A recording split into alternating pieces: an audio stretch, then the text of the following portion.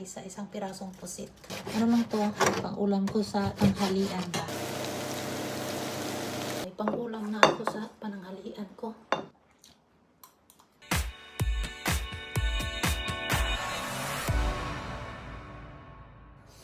Hi mga tao, kumusta? Isang mapagpalang araw at isang buong araw po kami maulan dito kaya medyo madilim po ang aming panahon. At ngayon po, i-welcome ko kayo muli sa aking channel, LNI Jobodes. Sa mga nahirapan sa kalisod kung paano basahin nga ba ang aking name channel. At welcome po muli sa aking luto-luto vlog o video. Magluluto po ako ngayong araw na to ng isang pirasong pusit. So ito po ay lulutuin ko siya ng lutong Pinoy, lasang Pinoy kasi nga probinsyana naman ako. Kaya yun lang talaga ang kaya kong lutuin mga tao. At ang trabaho ko dito ay KKK, kain, kalibang katulog. Kaya ngayon po, ito ay hiwain ko muna para naman dumami ng konti. Nakakatawa itong ginagawa ko, no? Isang pirasong pusit lang. Binibidyohan ko pa talaga. Ito po ay pang ulam ko pang tanghalian pa. So, pang isang kain lang. Ako po kasi magluto ng pusit, tinatanggal ko yung bituka niya. Ito po, kasi ayokong isama yung puti, ay yung bituka niya. Kumbaga, yung itim naman ang iniiwan ko para ano talaga. So, ngayon, tanggalan ko muna to. So, ganun lang. Ganun lang guys.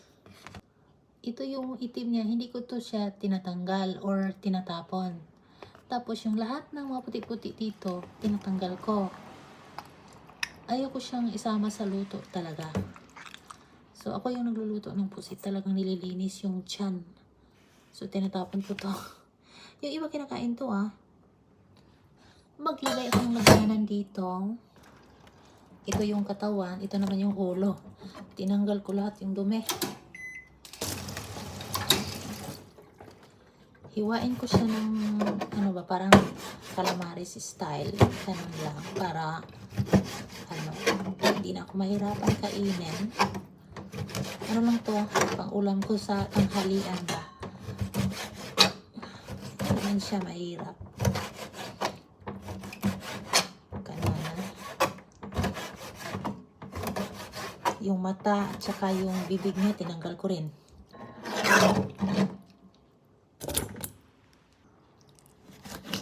Naman yung niya head part, pero to, pinuputol ko na nga yung mga niya tapos yung mata tinanggal, bibig tinanggal.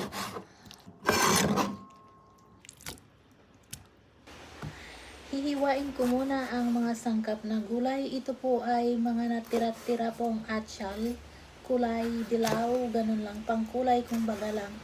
Ang aking pong luto sobrang probinsya style. Ganon lang po. Lagay muna natin dyan. Dito naman tayo sa pulang atsyal.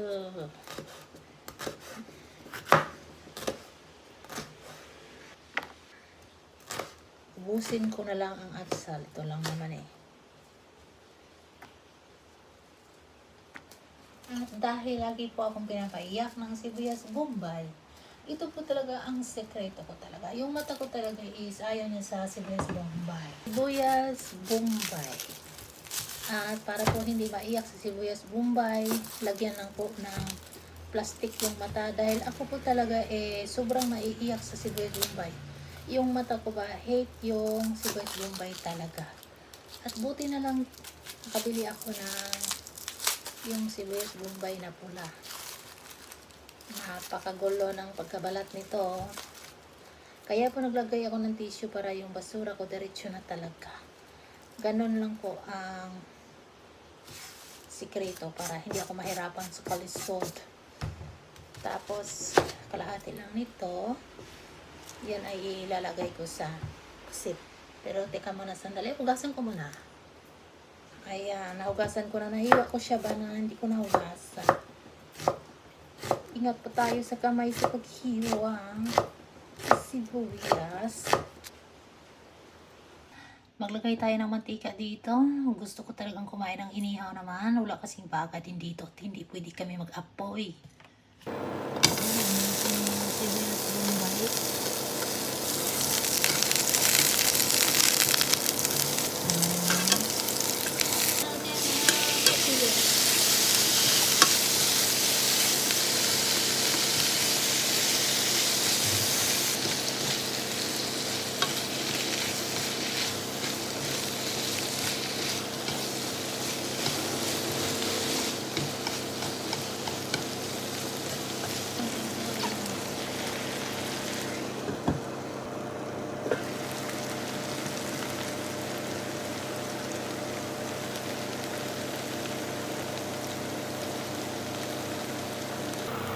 May pananghalian na po ako. Naluto ng aming kusita. And try sa inyo lahat.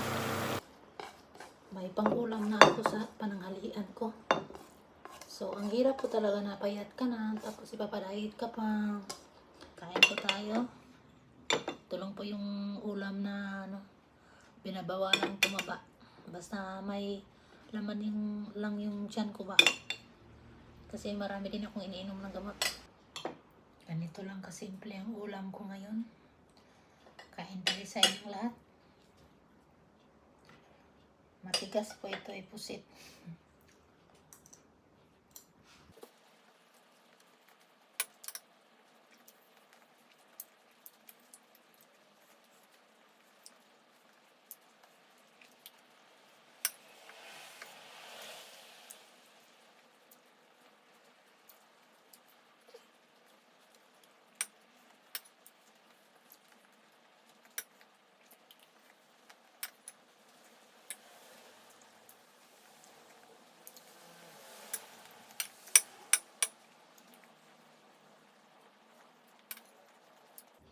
Masarap.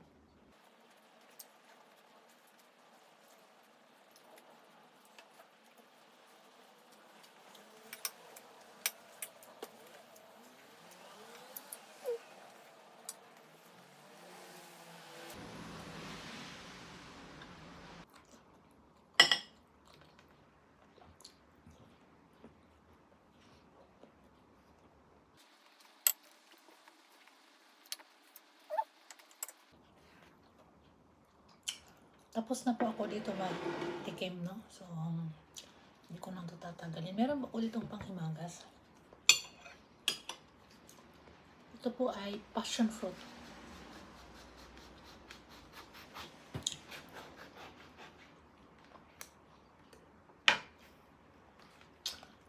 Haluan ko ng prutas yung video ko kasi para hindi malayo sa shorts video content ko.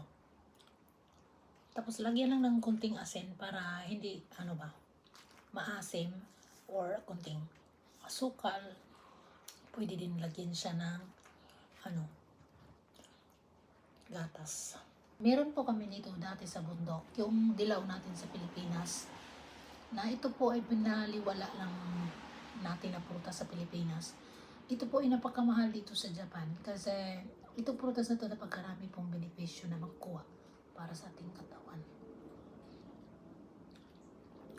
At pag hindi ka sanay kumain ito, syempre hindi mo ma-adapt yung amoy at lasa niya.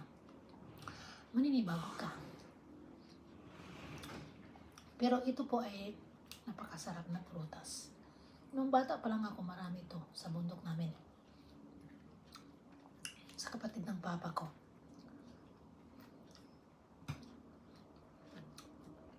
At mismo din sa bahay namin. Pero nung lumipat na kami sa highway, nagkaroon kami. Kaso, hindi na ako nakakain kasi nag-aral na ako ng college. Sa Cebu City. Ang sarap. Nagpigil po ako sa kain kasi bawal ako tumaba. And titira na po ako sa ospital ng mga ilang araw kaya pasensya po, hindi po ako makapag-support muna ng mga ilang araw. Kasi sasabak na naman ako sa matinding check-up. Gamutan.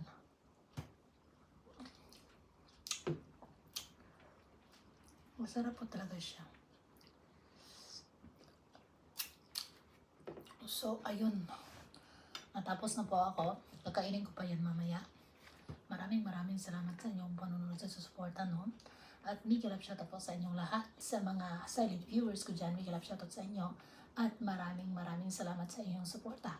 So hanggang dito na lamang. Magkita-kits pa rin tayo sa susunod kong mga videos, vlogs, cooking videos, and mukbangs. For now, babush!